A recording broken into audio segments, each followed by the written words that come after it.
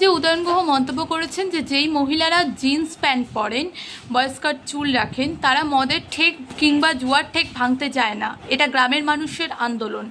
ওনার এই মন্তব্যটাকে কিভাবে দেখছেন? আর জিন্স প্যান্ট পরা মহিলাদের তিনি আক্রমণ করেছেন, কি বলবেন? তৃণমূল কংগ্রেস পশ্চিমবঙ্গে চরম আকারে মদের আমদানি করেছে, ঢালাও লাইসেন্স দিয়েছে।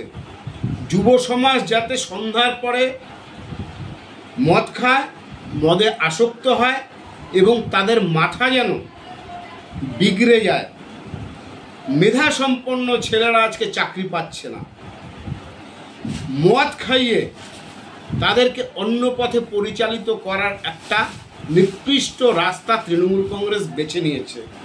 স্বাভাবিকভাবেই এখন মদের ঠেক উচ্ছেদ হচ্ছে, এটা খুব ভালো লক্ষণ। কিন্তু মন্ত্রী উদয়ন গুহ যেটা বলেছেন সেটা একটা নারী জাতির সম্বন্ধে বলেছেন। উনি নারী জাতির ড্রেস কোড বেঁধে দেওয়ার কে? ওনাকে কে এই অধিকার দিয়েছে যে উনি মেয়েদের কি পরিধান করবেন, ওনারা কি রুচিবোধ হবে ওনাদের সেটা ঠিক করে দেওয়ার? উনি একটা নিকৃষ্ট মানসিকতার পরিচয় দিয়েছেন। আমি মনে করি ওনার বাড়িতেও ওনার মেয়ে, ওনার স্ত্রী, ওনার ভাই বউ, ওনার ছেলের বউরা আছেন। উনি এই জিনিসগুলো ওনার বাড়িতে প্রতিফলিত করুক।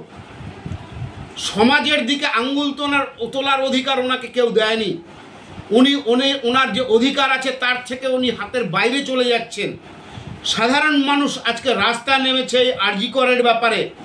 এরপরে উনি যেসব মন্তব্য করেছিলেন আগেও, কারুর হাঁটু ভেঙে দেবেন, কারুর দাড়ি উপড়ে নেবেন, কাউকে বাঁশডলা দেবেন এবং চিহ্নিত করে আরজি করে যারা আন্দোলনে নেমেছে এই মায়েরা, মেয়েরা, নারী শক্তি, তাদেরকে চিহ্নিত করে তাদের আঙুল ভেঙে দেবেন।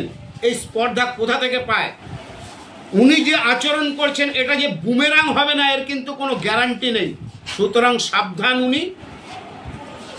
ওনাকে আমি বলবো ওনার শুভবুদ্ধির উদয় হোক।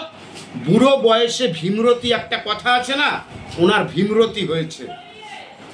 উনি সমঝে চলুক, সমঝে চলুক, ওনার পক্ষে ভালো হবে।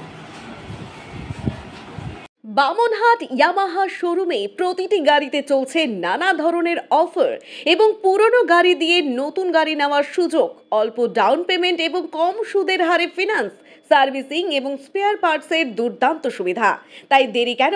আজই চলে আসুন বামনহাট ইয়ামাহা শোরুমে। ঠিকানা Ratna Yamaha showroom, Bamanhat main road, petrol পাম্পের কাছে। যোগাযোগ নাম্বার 9933738310।